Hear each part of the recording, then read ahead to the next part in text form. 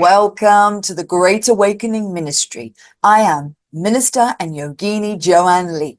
And on this week's show, back again, we have Sally Patton. With an Ed.M in child study, Sally's professional experience on advocating for children and also parenting an atypical child provides deep insight into the wounding patriarchal conditioning that has had on relationships between mothers and children, especially between mothers and daughters. Sally offers personal mentoring and workshops with a focus on healing our own sacred wounds, leading to an empowered awareness of the inner divine sovereign self, which heals all relationships between men and women and our children. Sally draws upon channeled non-dual teachings from Jeshua, Jesus, and Mother Mary, combined with a variety of teachings from many faith traditions and spiritual paths to answer a unique call to be an emissionary of divine feminine compassionate consciousness. The Holy Mother has returned to heal into wholeness the division between feminine and masculine energies necessary to end thousands of years of patriarchal domination. Sally helps women waken to the strength of the mother within, embracing the sacredness of all life on Mother Earth. We discuss in this show the mother-daughter wounding that runs deep, even from ancestral lineage, and how it's important to perform our inner work of healing ourselves so that we do not pass on our wounds or negative karma to the next generation of our daughters, granddaughters, or sons. UK Health Radio, the station that makes you feel good.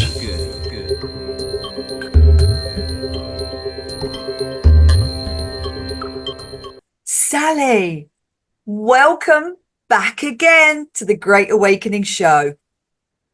Thank you, Joanne. I am so pleased to be here again. Oh, it's so lovely to have you here. And this subject that we are talking about today is so important. And as you said, not many people understand it or even talk about it. So it's the mother-daughter wound. Sally, please explain what the mother-daughter wound is. Yes, and I wish there was a very simple explanation. However, it requires a little going back into realizing that when thousands of years ago, when patriarchy started to be more prevalent, there was a concerted effort by organized religions, mostly Christian, and but patriarchy obviously affected us worldwide. So in order for, and I consider patriarchy a tool of separation consciousness, and in order for patriarchy to succeed, the divine feminine energy had to be suppressed. That's why we ended up with believing that God was only the Father. And even though you can't get rid of the Mother God, in separation consciousness, we tried our best to do that. And I discovered when I was writing the book, when my daughter came to me and wanted to talk about how she felt I had let her down when she was growing up, how I didn't hug her after she was a certain age and all of this kind of stuff. And I was so astonished because I loved her so much, but she was right. I had, through my matrilineal line, been conditioned to do certain things with children. And even though I loved her so much, yes, the physical hugs and stuff disappeared. So the mother-daughter wound comes from this patriarchal conditioning that has been going on for thousands and thousands of years. And the women, in order for patriarchy to succeed, the power over paradigm to succeed, the women's feminine energy had to be violently suppressed. And it was violent. very violent. And a lot of us know about the burning times of women, and The we know Inquisition, about the Inquisition over the like Inquisition. 5 million women, herbalists, and midwives, and normal women were. It was terrible. Yes, it was. And a lot of us who are women now during this very pivotal time in the world's transformation remember cellularly, we remember those times. We remember being oppressed and suppressed violently. And we also, though, remember the times when Mother God was worshipped with the Father God. So it was the Mother, Father, God. And the Mother God was the creation energy that had to be suppressed in order for patriarchy to take over. And I do thoroughly believe that this agreement for us to go through this patriarchal stuff Yeah. was agreed to at the soul level. So are you saying, Sally, in the beginning, it was the mother and the father, right? It was both together, because in Genesis, Elohim is plural for God, goddess, yeah, that made man and woman. So, and then what happened was the goddess took over. Yeah, it became the feminine, yeah, and men loved the goddess religion, and there was peace and everything. But that's also one-sided, yeah. And so, and then after that, the god, the male god took over, and patriarchy came. So now we're coming into unity consciousness, aren't we? Yes, yes, absolutely. And the thing that happened when the male god took over is it became a very vengeful authoritarian god. I mean, Yes, we all of fearful. know about the Old Testament and all of the stuff that God did, that the God that we created did, that Yeah, we know, man created yeah, fear and man hell, created it. and yeah. Yeah. And we know now within our hearts that God never would do that, punish people. But that was part of the movement to colonization, to taking over the world and suppressing the Earth Mother, and all of that stuff had to be done. And so, in order for patriarchy to succeed, but what we agreed to at a soul level is that it was time for men to descend into their hearts. That the positive masculine energy is about clarity of purpose. It's about pure source light. It's about protection. However, the mother face of God was providing the nurturing and the love and the creation. The two are needed, both those two are needed together in order to manifest. However, for the power over paradigm to succeed, men had to lose all of their feelings. I mean, we taught our children not to feel, both Yes, boys and not to girls. cry, not to cry, not to feel, not to express love. Yeah, yeah. And then, of course, they had to lose that ability to feel in order to fight the wars. I mean, you can't fight a war if you are really sensitive and feeling into your heart. Yes. So that's why I had a conversation with a man that I thought was very interesting, because he had always considered himself a sensitive, and he's just now beginning to realize how to access his feelings, because they were so suppressed in boys.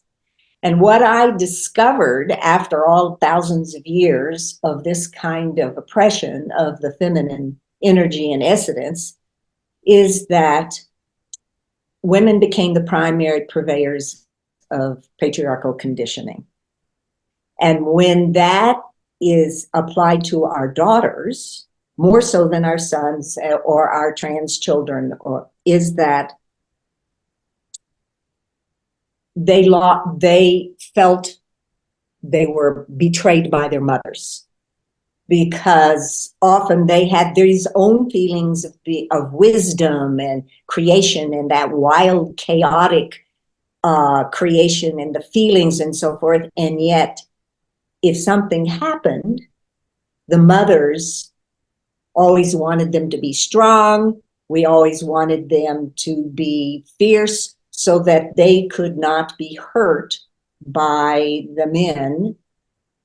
We face this is how victimhood started, be hurt by the men out there, because it could be very scary. It's, if you're in the middle of a city and it's dark, all women know not to walk down the street by themselves.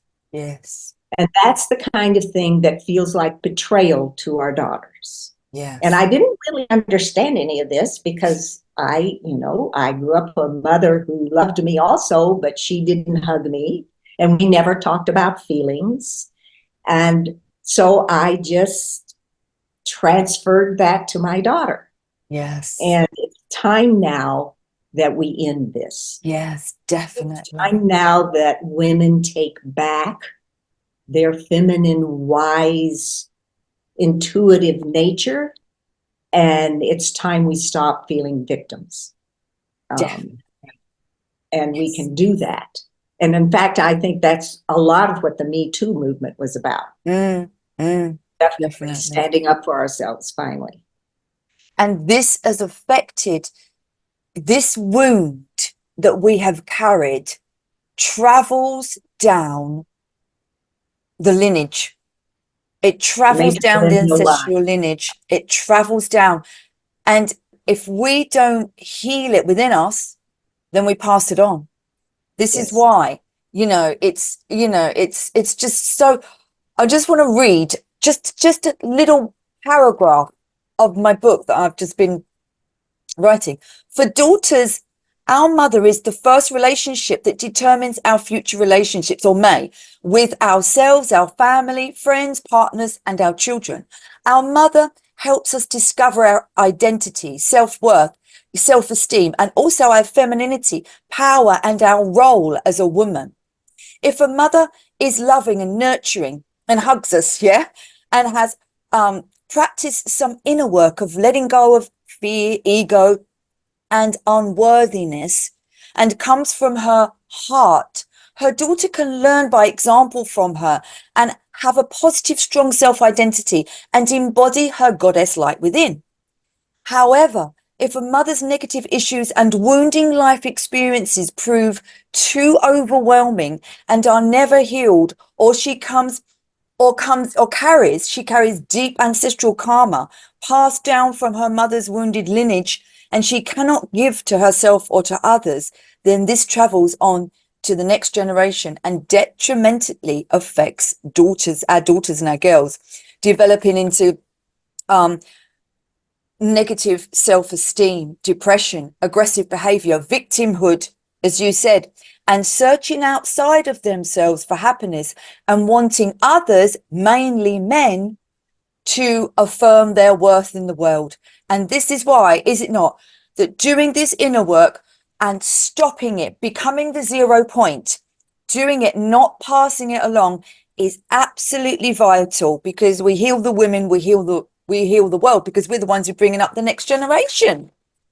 Yes, absolutely. That was beautifully written. Thank you for reading that. So my journey is still working with my daughter, Sarah. Yes. I mean, we've both experienced grief through the loss of my husband and her dad, and that's brought up even more stuff to heal. But I have to say, what's happening is we're learning to be authentic, totally honest and authentic with each other, and that's actually been difficult for me as a mother, because I believed that I needed to always be calm, always be strong, always be the one that would forge forth and make sure everything was okay. And that's not what she wants from a mother anymore, although parts of her do, but most of her doesn't. And I'm having to learn to let go of all of those automatic responses I have as a mother, to caretaker at yeah, to show her your vulnerable self, to show her all sides of yourself, so that, yes. you know, to show her everything, to see, let us see you cry, let us see you be angry, let us see you, all of that, you know, that dark goddess and the white goddess coming up, you know, and let us see you from all sides. Because I think then our children, they become, if they see that from their parents, because that's all we've got to give is of our true self, and if we can show them that, then they become whole people or Yes, they healed do. people. Yeah. Yeah. And of course, you know, I'm obviously a lot older than you are, and my daughter's probably about the same age as you are. I don't know for sure, but I'm 55. Mhm. oh, okay, she's younger. She is younger. Wow, you do not look 55, I must say. You look gorgeous. Oh, thank you. So, do you have a daughter yourself? I have 3 daughters, 1 son. Wow. So that's why you're so into this right now. Yeah. That's so wonderful. I love hearing about women that realize this and are raising their daughters Yeah. differently. It's really And that's what wonderful. I've learned. I've learned, because so many people just give money to their children. They don't Yeah. give themselves. And children don't want that. They want to listen to your stories. They want to see you vulnerable. They want you to tell them your life. It's like my Yeah. mother, she never told me anything about her life. I don't know anything about my mother's early life. She's never told me anything. My father will sit down, have a drink and tell you everything. You know, he's really come out of himself. But that's sad that she's going to die and I don't know her. Yeah, it is. I mean, we were very successfully suppressed.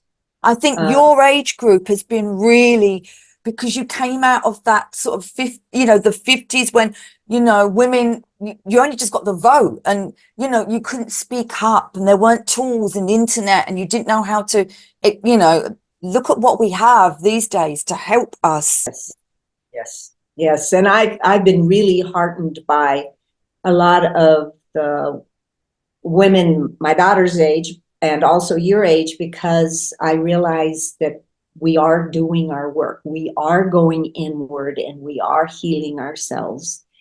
And that's something that we don't see in the regular news. We don't see that in the, you know, all of the trauma and stuff that they like to report out there. We don't see all the underground stuff that is happening to heal the world. And I truly believe that women need to do this work first, because then it'll free the men to be Definitely. able to do their own. When we stop caretaking the men's egos, Yes, then because we finally healed ourselves and are authentic to ourselves, then that frees the men. that is Uh, so true. And yes, that is so true, because it sets them free. It sets them free to be their true self, you know, yeah. and to speak and for them to be vulnerable, because we all have the feminine and masculine within. And the women, you know, we've got that softer side, but we've also got the masculine side, the assertiveness, you know, and to take the leadership and to have that balance between the two sides. And that's what the men have to do. They have to become more divine feminine and nurture that side of them, you know. Yes, and when we do it for ourselves, we model it for them also. And remember, I mean, one of the ways I look at it, especially for men who are still really acting out in harmful ways, is that when we tried to suppress the mother face of God, um, it's like the men lost their mother also. You know, we all lost our mother. However, women still retained within them knowledge knowledge of that, whether it was suppressed or not. We retained more of that knowledge of the mother love. But what happened is when we divided everything between bodies, the men started looking to women to provide that loss that they were feeling in their hearts. And when women couldn't provide for that loss because we are hurting ourselves, then it could become violent. It could become toxic. It's like a 3-year-old having a tantrum because they've lost their mother of some sort. So Wow. And I will confess that I've had a whole lot of anger with men for a lot of my life. And healing this mother-daughter wound has freed me to be a lot more compassionate with men. Yeah. That's just absolutely beautiful. And this goes on to this question: how does this wound affect our relationships with our sons? My relationship with my son is so, I don't know, we have such strong bonds, and Yes, and it's really strong, but because that's why how does that wound affect the relationship with our sons? well, I think my answer is sort of more based on sort of my wisdom than what I have felt with my son, because my son was an indigo child, and he was just born more aware, born more sensitive. Wow. And he also, and a lot of the indigo children that came in during the 80s, they were then considered special needs children because they came in so much more right-brained, and we are living a left-brained, logical, rational culture. And so my relationship with him was more about getting him out of the public school system into a system, because he's dyslexic, into a system that would nurture him, right? So our bond is much, much different from Sarah's and my daughter Sarah's. And in many ways, it actually contributed to her feeling like she'd been abandoned, because so much of my time and attention was on Tyler, helping him through a school system that could be very harmful. And she learned early that she just needed to take care of herself. She thought the best way that she could help mommy and daddy was to be sure that she was a top student, and then she learned that she couldn't have any of her needs met as a result.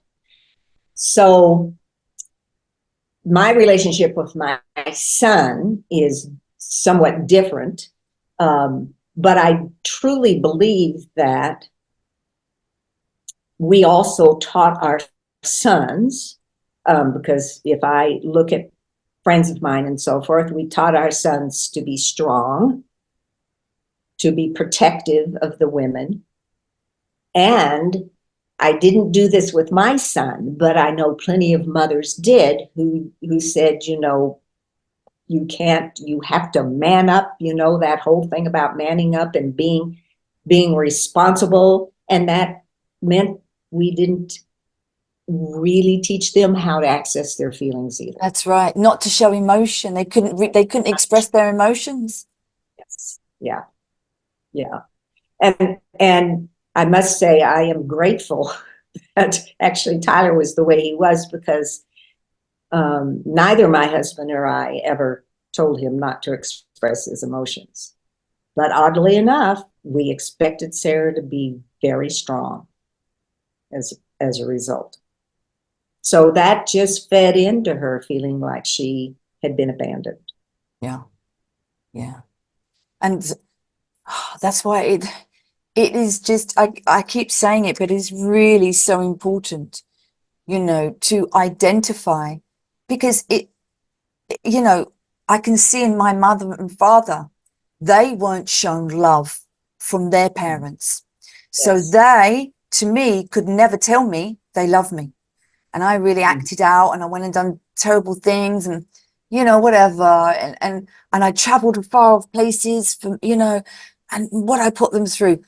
But they never told me that they loved me. And I just wanted them to say it, you know. And I remember shouting at them one time, "You never told me you loved me." And they were like, "Oh, but we do. We love you so much." It was the first time they'd ever said it. And I was like 23 or something like that.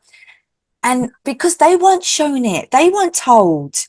And that's why we break the cycle. It stops. It stops with me. It stops so that, you know, now my children, I tell them all the time, I set boundaries because I want them to be a wonderful, whole, you know, beautiful, and know right from wrong.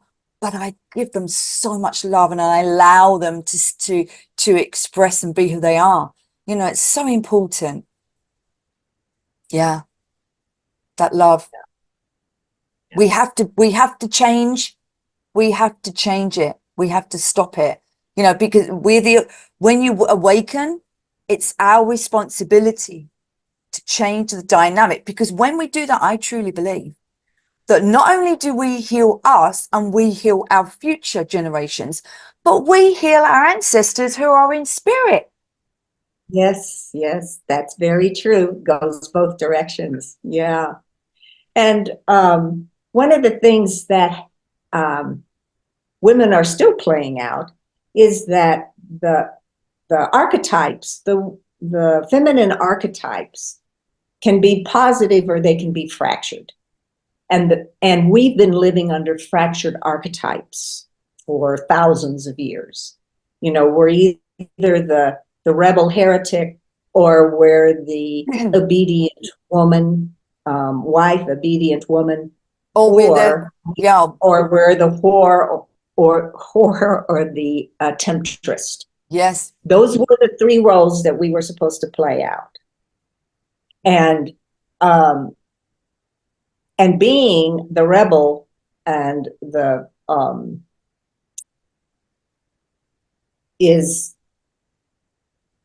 I really love that role, but it is a role which can be dangerous, really, really dangerous. To be a heretic and a rebel, to return to our wild wisdom ways, to return to, as you said, the herbalists, to the people, to the women who knew how to be with Mother Earth and how to nurture all creations that are part of Mother Earth. We once could do that. But that was what had to be violently suppressed. And so when we begin to return to that and heal ourselves, then we return to being able to heal the earth, and we return to having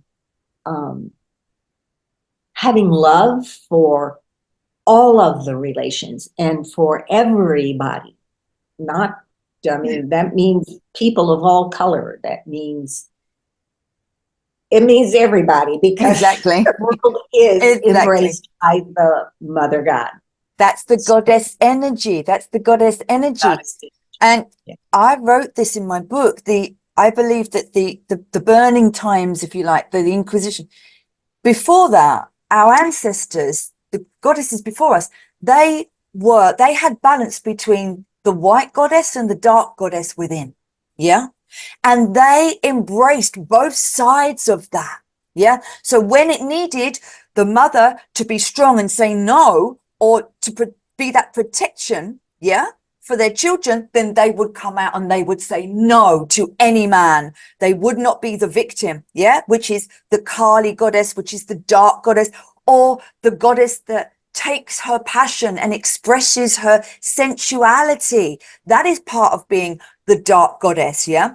But when, you know, as well as being the virginal, beautiful, passive white goddess, but when the burning times, they really took that dark goddess away. And then Mother Mary came in through Christianity, and everyone just started becoming, the women became the virginal Mother Mary goddess, and the dark goddess was lost. You know, and that's why Do you Yeah. think that it was lost? And that's why they couldn't, for many years, women could not speak up. They couldn't express their passion. They couldn't become divine because there was only male priests in the church. Women, their divinity was taken away from them. And now I believe this time of the Great Awakening, our voice, our soul voice that has been so repressed for so many years is coming back. And we are merging the dark goddess and the light goddess, the balance, Yes. because as you said before, that's the feminine and masculine, that's the dark and the light. That's how we manifest the new world, isn't it? Yes, it is. You have to have both. And one of the things that about the dark goddess is that with all of this suppression of the feminine energy for so many years, is we suppressed our anger. Yeah. So, I mean, I was really good at shoving it down and shoving it down, and I kept shoving it down. And there's not any woman that is my age that grew up in the 50s has had plenty of trauma associated with men. It doesn't matter. I mean, I was lucky I didn't get raped twice. There was tons of stuff, you lose jobs, to men, all of that kind of stuff that we were asked to just tamp down. It means that there are a lot of angry women out there, a lot of angry women. And we don't know what to do with the anger because we were taught that as a woman, being angry was not feminine. Mm-hmm. And we were supposed to always be this selfless, nurturing person. Mm-hmm. And part of my journey that I write about in the book is allowing that anger to come up. And I have been angry in front of my daughter now. In fact, she's grateful.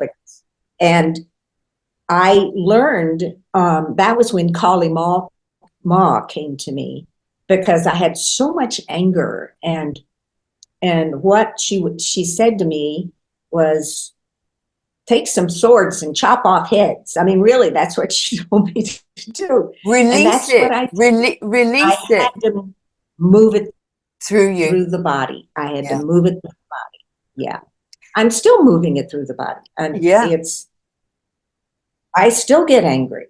But I am learning not to tamp it down anymore. And you can channel that energy into positive releasing, places. Because I believe a lot of, if women, younger women that are menstruating, if they don't channel that through that month, if they don't channel that energy, that negativity that they're feeling, if they don't channel it into positivity, then it's going to come out with really bad PMS at the end.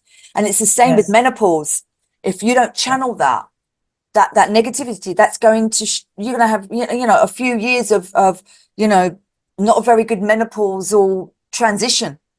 So it's absolutely true. We were not made to suffer. Yes. But women do. We do suffer. We get painful cramps. Childbirth can be very painful. The whole thing. And there's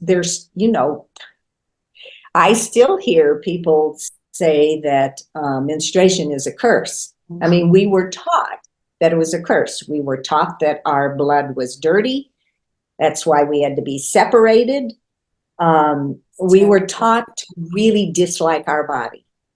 And so this whole mother-daughter wound is healing all of that. To have our daughters and our granddaughters learn to just love themselves, their body, and all of it that is so beautiful. That's right. And the menstruation is our most psychic time. It's the most spiritual time of the month. It's where the veil is thin between the spiritual and the physical. It's your moon blood, your rhythms. It's a beautiful time. And we were taught, you think about it, we created this calendar to fit into linear time and to make sure we have 12 months and all of this sort of stuff, but it doesn't follow the rhythm of the earth. And follows it somewhat. Yeah, but no, it doesn't. Somewhat. But look at the lunar calendar, the true lunar calendar of the divine feminine, which has been going for thousands and thousands of years. Women used to menstruate with the moon, and they used to every 28 days. So that is the true lunar calendar. 13 months, 28 days, 28 days. There's only 28 days, all the same, and one crossover day. Yeah.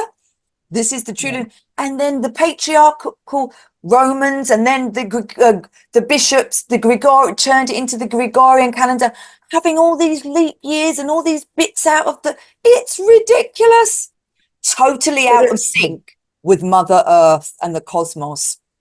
Yes, absolutely. And we're still doing it with daylight savings time and so forth, which is, when I was a mother of young children, I figured that they only did the daylight savings time to make it miserable for mothers, because babies don't follow the rigidness of, and have to, how do you tell a baby that, okay, today you can't wake up an hour earlier because it's way too early for mom to wake up. So it's so bad. Do you know what, Sally? I really believe that in these coming years, we're going to go, as this Great Awakening goes on, I don't know how many years, but we will go back to the lunar calendar, because that's the true calendar of the cosmos. Yes, yeah. Linear is linear time. We made it up in order to, yeah. And but why is it so important? The wound, this mother-daughter wound, yeah. Why is it so important to heal this wound for our own spiritual journey? Well, I'll give an example. I had a friend, a spiritual sister, who had and this happens, you can have very toxic mothers because of conditioning they've received. And she had a very toxic mother that was very self-centered and so forth. And so she learned that feminine energy was bad, was because it was hurting her. That's how she interpreted it. So when I was talking to her about how we need the divine feminine back again to balance with the masculine, she thought I was separating. And she also said, she also could not even believe that feminine energy could be loving. And she developed cancer and she died. I mean, all that toxicity eventually affects women's health. It does. It affects our ability to even love ourselves. That's where it starts, self-love, loving ourselves first. And if we do not heal this wound, a lot of women end up very toxic. Yes. And they also end up hurting themselves. That's right. And if they keep repressing the anger, the hurt, if they don't express their feelings and cry and be vulnerable, or cry out like Carly, I've had enough, you're not treating me like this anymore. If they keep repressing it, then that will manifest, because that will manifest in the physical body as a problem. Yes. And not only does it affect our daughters, it affects all of our children. Yes. And it's because that kind of toxic anger that is eating a lot of women up, still eating a lot of women up, that obviously gets expressed to their children, no matter what. It does, because we are the we're the ones who hold the family together. Yes. And it's our energy. Children can pick up on that energy.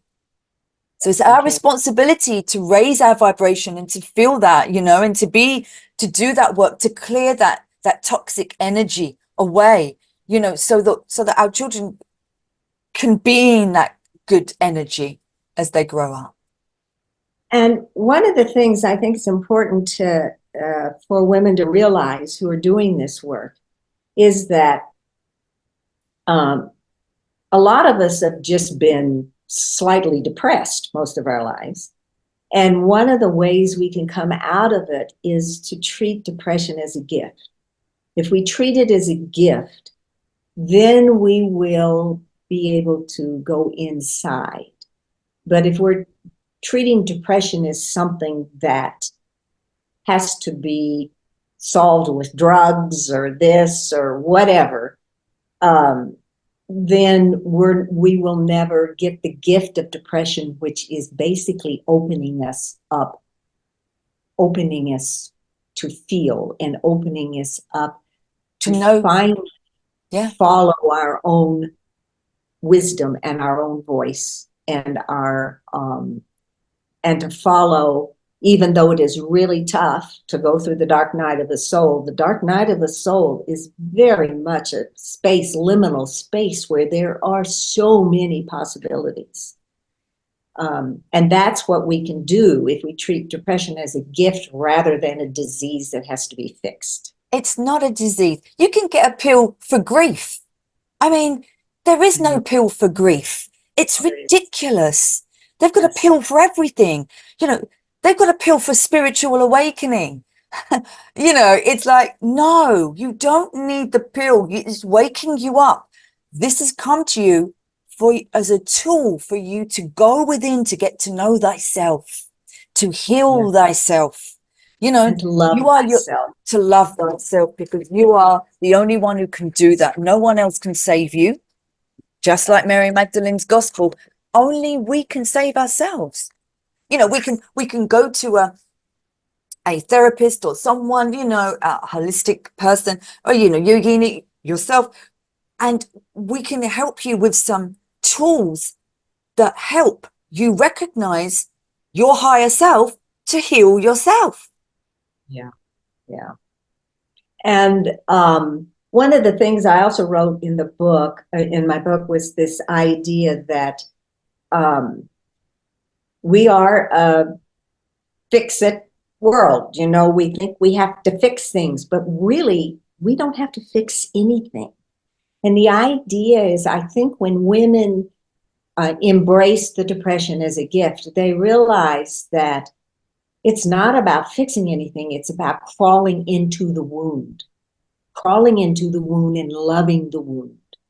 It's not about hating that part of yourself. It's about all of those pieces of yourself that you have sort of suppressed or thrown away because you're not supposed to be that kind of person. When we treat depression as a gift and we crawl into the wound and say, okay, I just love, and I see the wound as our young inner child. Yes. And if we can learn to mother how we wish that we had been mothered, that inner child, which holds all of this trauma, then that's how we bring all of our pieces back together again. That's right. That's how we love ourselves whole. That is so true, Sally, because as we come through life, we all suffer. This is the world of suffering. Buddha says it's the world of suffering. Yeah. So, okay, we know that this is true. We all go through trauma. We have all been wounded. I've been wounded. You've been wounded. Every woman's been wounded. And every woman has given parts of their soul away to people, places, things, and situations. And to become whole again is to call them back. You know, that's why Mother Nature, you know, she helps you when you go into her, she starts to heal you. She starts to help you call them back to become whole again. It's a journey to wholeness, divine feminine. Journey to wholeness and finding our voice. I realized that I was such a silent child because I didn't feel like I had a voice. So I just stayed silent. That's right. And that's with a mother who was a really early feminist. I mean, she went to college with Betty Friedan, and you know, who wrote The Second Sex. So she was very much of a feminist before they had a word for it, right? So she constantly was trying to, I mean, we both read a lot, and she was always giving me books about women because that was her way of showing that women could be strong. Yes. Yet she still didn't know how to stand up with her daughter and talk about feelings and stand up with her daughter when the masculine energy was being oppressive. She didn't know how to do that. Mm-hmm. but she did try in her own way. I mean, she was born in 1920, the year Wow. in the United States, the women got the vote. That's I mean, it right. boggles my mind that they were the first generation to vote. It's unbelievable. Yeah, so I understand her. So part of also I want to say for women that are listening is that when you do this work, either with your daughter, and if you don't have your daughter, just with yourself and say your son, is that um, is that when you do the work yourself, you understand your mother better Yes. and you can forgive your mother. Forgiveness is the big one. It's the big. You gotta let it It's go. not that you forgive the actions or what happened. You just forgive because you understand that we've all been conditioned and we all react in the only ways that we know how. Or in the awareness that we had then. You know, we didn't have as much awareness back then as we do now. You know? And that's a good point. We are always doing the best we can with the information and awareness we have in any moment. That's right. true of every single person on earth. That's right. We always. Yes. And when we realize that, then we can develop compassion for those that are actually doing very harmful things right now. And we certainly is very visible at the moment. That's right. But the wound, Rumi said, the wound is where the light enters. Rumi. And the wound is our biggest teacher, I believe. It because it makes us, it moves us out to change. It evolves us. If we wasn't wounded, if we didn't suffer, we wouldn't be able to have empathy for others who have suffered and have been wounded. And that's something that's very difficult for a lot of people to understand. And I think a lot more men than women, frankly. But I also have noticed so many men that are doing that work now, that are finally going in and looking at the wounds. And the thing that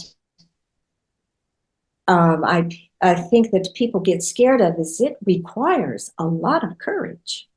It requires an immense amount of courage to do this work. It does. And that's why we need our support. We need the support of our sisters. Yeah. That was drummed out of us also. You know, there at one point, women were never supposed to even gather together. They couldn't do it. And then you remember, at least I remember the times of growing up where there were plenty of places that women still weren't allowed to go because it was only men. Wow. And I had a boyfriend. I were driving my car, coming back from Rhode Island or whatever, and he had met a friend. We had been at a reunion of his, and he had met a friend, and he said that he really wanted to meet with this friend because they'd had a horrible relationship, and he wanted to heal it. And I thought, okay, that's fine, that's great. But then they went to a bar where women weren't allowed. So they went in to the bar and he left me in the car. Oh, because what else can I do? That kind of thing. That's just crazy. And thank goodness, you know, we're evolving. Yeah. Because I was so angry I could hardly speak by the time he fixed the car. Because it lasted a lot longer than he said it would. Yeah. But then, of course, this is another thing that women were taught to do. We were taught to take that anger at men and turn it on ourselves. As being self-sabotage, I think, is the worst thing for women. Self-sabotage, because we're such givers. We give to everyone, yeah? But we got to learn to receive and give love and love ourselves, you know, because you can't heal and help your family and your community and humanity if you don't love yourself, if you haven't healed yourself, you know, if you self-sabotage, that you just can't do that. So it's so important, you know, isn't it? And Sally, for this last bit, can you give our audience some guidance on some things that they can do, like for the mother, some things they can do, and for the daughter, some things that they can do to come together, or, you know, do things on their own to try to heal that wound. Yes, and it has to be together. I mean, it has to be separate and together. Yeah, We have to do our own work and then come together and work together. And what I am learning is, for mothers, to be totally honest. And I will say that the grief process is what helped me do this, to be vulnerable around our daughters. yes, As you said, to show anger. And, you know, when they get angry right back, I mean, Sarah and I have had a couple of yelling matches that I never, ever would have done, ever until now, because that just wasn't heard of. And they were highly uncomfortable, and we were both highly uncomfortable. But one of the things we've learned to do over and over and over again, and I do credit this with my daughter, who's a therapist, is to always, after whatever has happened that has been uncomfortable, to make repair, to come back and say, okay, it's okay that we were both angry. yeah, It's okay that we both got out of control. Everything is okay. yeah, But we still love each other. Mm. And then we hug. Yes. So we have always, no matter what has happened, at least recently, always, Yes. right? Not as a child, but I mean, while I started doing this work during my book and so forth, we always come back to repair so that we don't leave it in anger. Yeah. And that requires a lot of honesty. Yeah, honesty. Yeah. That's what I was saying before about showing and giving of ourselves in every, so that they can see us from all angles. It's absolutely so important, you know, to be vulnerable. But then, and then of course, when we get angry, because we're not used to being that way, it's just, anger is good if it's directed, because it's a normal human emotion that allows us to say no, or allows us to make that point. No, that wasn't correct. No, that wasn't right. And it's just a normal human emotion. And it's important, because I think for many women who have never done that with their children, you keep it in, you keep it in, you keep it in, you keep it in. It's going to manifest into something negative in your body. You can't keep that in. Children have to see that in you. You have to say, no, you're living your life wrong. I don't approve. You know, you have to voice it. Yeah. Yeah.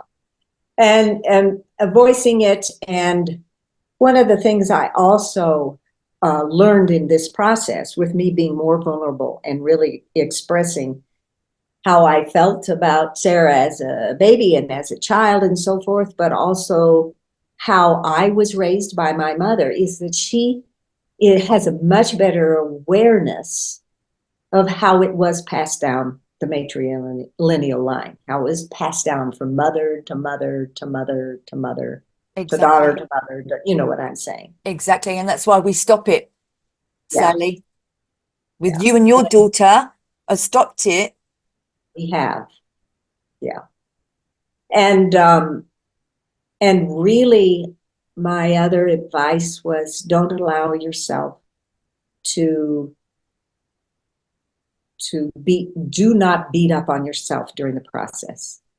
Just allow everything as being part of the process.